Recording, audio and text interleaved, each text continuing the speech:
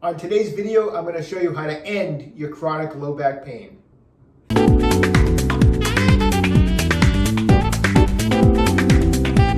Hi, I'm Dr. Joe DeMarco, chiropractor and owner of Ocramed Health. Before we get into the material today for fixing low back pain, if you haven't done so already, take a moment right now, subscribe to my channel, Ocramed Health on YouTube, click that little bell notification. It notifies you every time I upload a new video. And at the end of today's video, if you find the information helpful, I'd appreciate a thumbs up.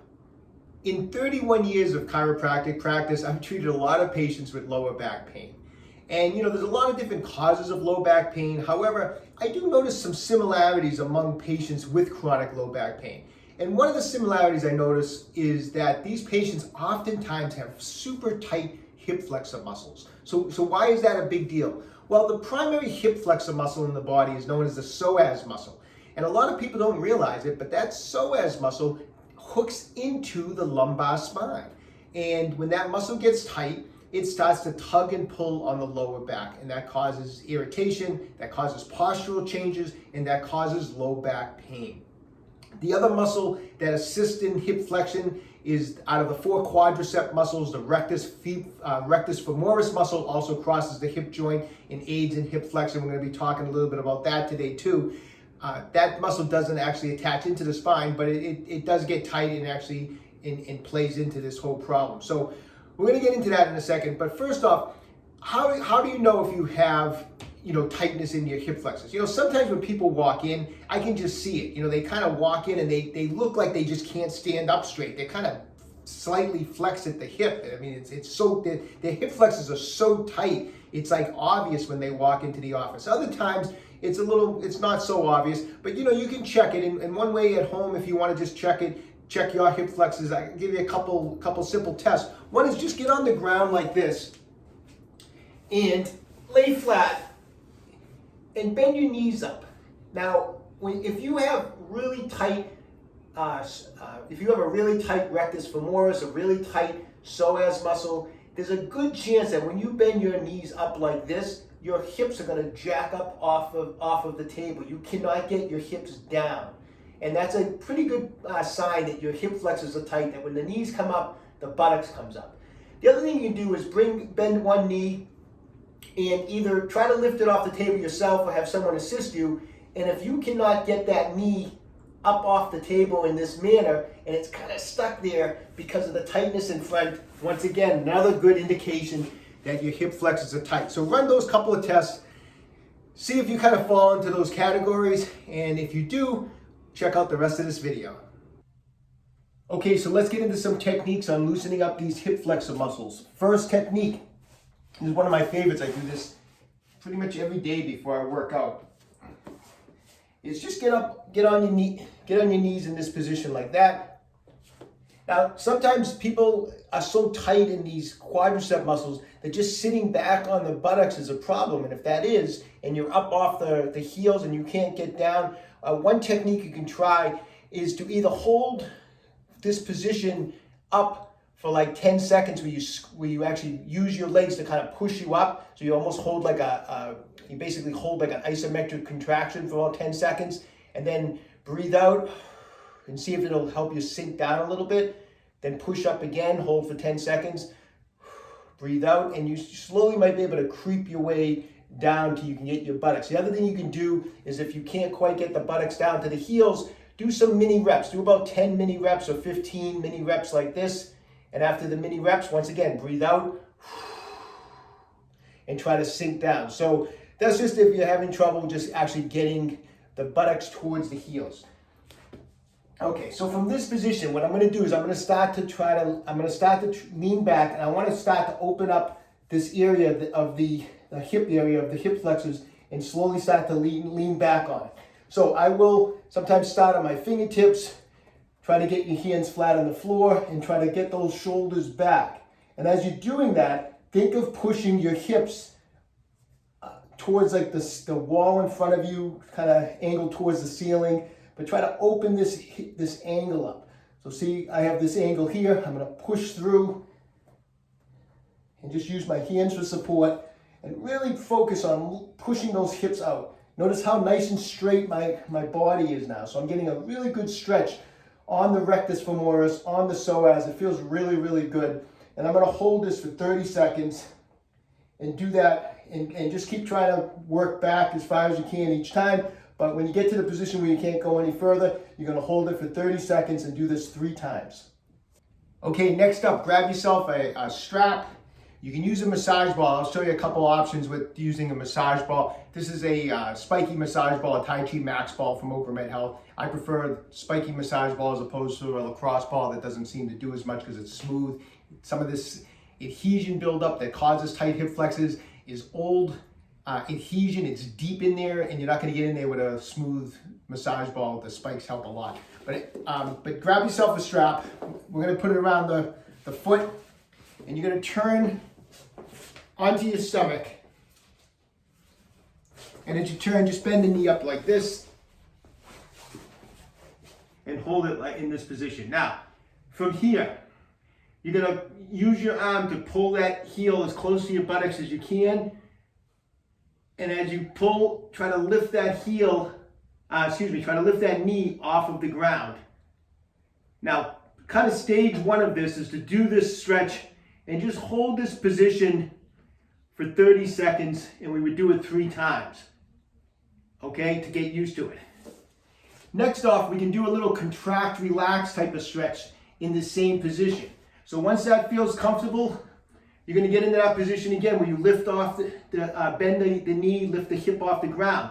Now, to do a contract, relax from this position, hold the belt nice and steady, the strap nice and steady, and try to push that knee back towards the ground, but don't let it go. But like hold it from going, but keep contracted so you're trying to drive that knee to the ground, and hold that for 10 seconds with about half your strength. Then relax, and once you relax, pull on the strap a little bit, and you'll notice you'll be able to lift that knee a little bit higher off the ground than you could originally. Get to that position, hold it for 10 seconds. Then again, for 10 seconds, try to drive that knee to the ground, but don't let it move. Relax, pull it up a little higher.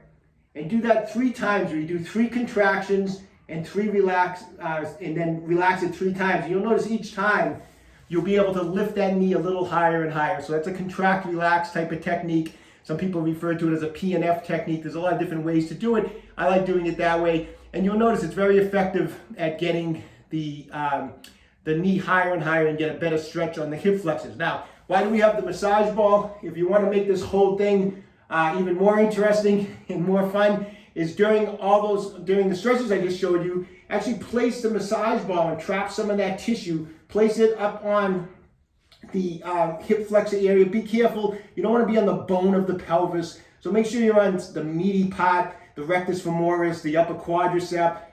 Try to come up as high as you can. Like at a certain point, if you're pushing into the pelvic, pelvic bone, it's going to be uncomfortable. So find a spot that's up high, but it's not on the bone. And do these stretches while you're trapping the tissue with the massage ball. It intensifies it. So that would be kind of like the third part. So the first part is just do the stretch. The second part would be to do the stretch with the contract, relax techniques. And then once that even feels good, try to even work the technique with the massage ball in there for even more intensity. Okay, now we're going to go over kind of like a traditional hip flexor stretch you see people do all the time where they're on their knee and they're leaning forward like this, stretching out the hip flexor. Great technique, great stretch, but it's most of the time is done so incorrectly that you're not getting anything out of it. So let's go over some of the problems with that stretch, how we're going to fix it. First off, remember, the psoas muscle is coming from the femur into the lumbar spine. So if my torso drops during that stretch, what happens to that psoas muscle?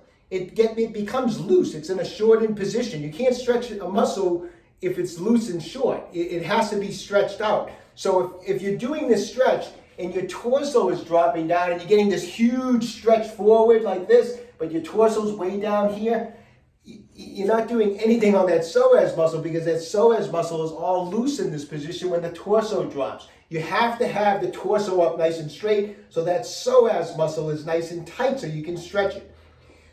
Other thing I like to do on this stretch is the psoas muscle is attached more along the back side of the femur. So when I get into this position, I like to rotate my back leg all the way around so it rotates my femur and the psoas muscle is more in a direct line, okay? So those are the two main things that I like to do on this stretch. One is I rotate the back leg around.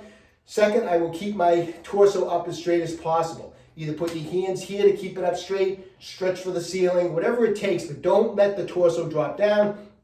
From this position, lean forward until you feel the stretch. You won't have to lean forward as far when you keep that torso up and you have the leg rotated. You're going to notice you're not going to need to go as far, but stretch as far forward as you can. When you get to the point where you're starting to feel the tension, you're going to hold it for 30 seconds. Do it 3 times.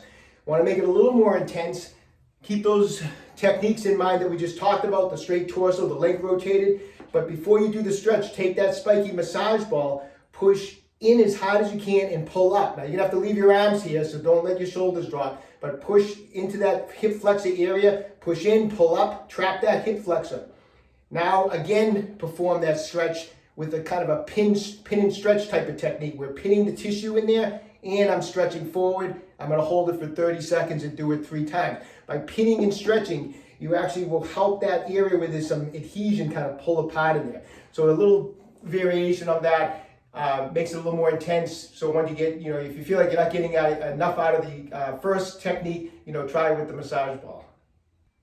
Okay, so I hope you find those techniques helpful. Anytime there's tightness in the body, it's not something that you do something right away, one stretch, one time, and it just miraculously loosens up. This is always a process. So you might feel some relief right away, you might feel less pain right away, but those hip flexors are not going to loosen up in a day. They've probably been tight for not just months, but for years. So this is something that you just want to work, if they're really tight, just every day for several weeks now. And as they loosen up, then you can kind of move to like more of a maintenance program where you just stretch and do those techniques 2 or 3 times a week. But it's it's an ongoing thing, something you have to work at. Like I said, you might feel your back might start feeling better quickly, but those hip flexors, if you don't keep at them, they will quickly tighten back up and bring back the pain. So be consistent, and best of luck to everybody, okay? Hey, listen, if you haven't done so already, take this moment, go to my website, www.ocramedhealth.com. We have a full line of fascia release products on my site, including the Tai Chi Max Ball that we use in today's video. Also on my site, check it out, my new book, A Fitness Carol, is available through that site. You can also go directly to Amazon and look up A Fitness Carol by Dr. Joe DeMarco. If you get a chance to check it out, I think you'll enjoy it. If you haven't done so already, take a moment right now, subscribe to my channel, Ocramed Health on YouTube. Questions about exercise or injuries, just leave me a comment in the comment section down below. I do the best I can to get back to everybody. And don't forget, Ocramed Health is here to keep you fit forever.